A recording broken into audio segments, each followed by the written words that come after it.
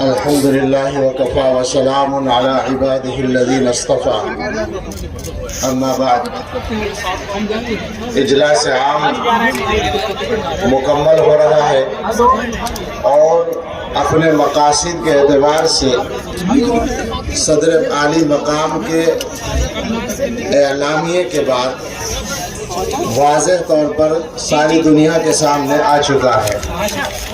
جیسا کہ حضرت محتمم صاحب دامت برکاتہ نے اپیل فرمائی کہ اب اس اعلامیے میں جو رہنما خطوط ہیں ان کے مطابق ہم سب کو کام کرنا ہے انشاءاللہ۔ ایک چھوٹی سی بات یہ ذہن میں آتی ہے کہ اجلاس میں بعض ایسی باتیں آئی ہیں جو موضوع بحث بن سکتی ہیں میڈیا کی طرف سے اور ملک بھر میں بلکہ دنیا بھر میں۔ میری آپ حضرات سے گزارش ہے کہ آپ انفرادی طور پر اس کی بحث میں حصہ نہ لیں، جہاں تک ہو سکے اس کو بڑوں کے لیے چھوڑ دیں۔ جو حضرات اس کی اہلیت و صلاحیت رکھتے ہیں اور معلومات رکھتے ہیں ان پر چھوڑ دیں اس کو۔ ہر آدمی اس پر میڈیا سے گفتگو کرنے کی کوشش نہ کرے، نہ بحث و مباحثے میں پڑھے۔ ہمارا ملک یہ آزاد ہے، یہاں ہر انسان کو، ہر باشندے کو آزادی ہے، اپنی بات کہنے کی بھی آزادی ہے۔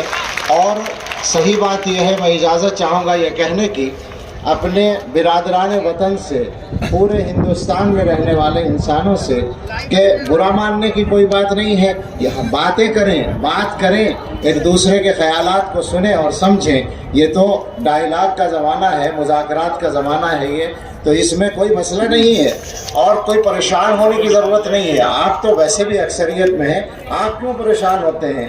ہماری طرف سے بالکل مطمئن رہیں، ہم اس ملت کے ایک ایک فرد کی طرف سے آپ کو یہ اطمینان دلا سکتے ہیں۔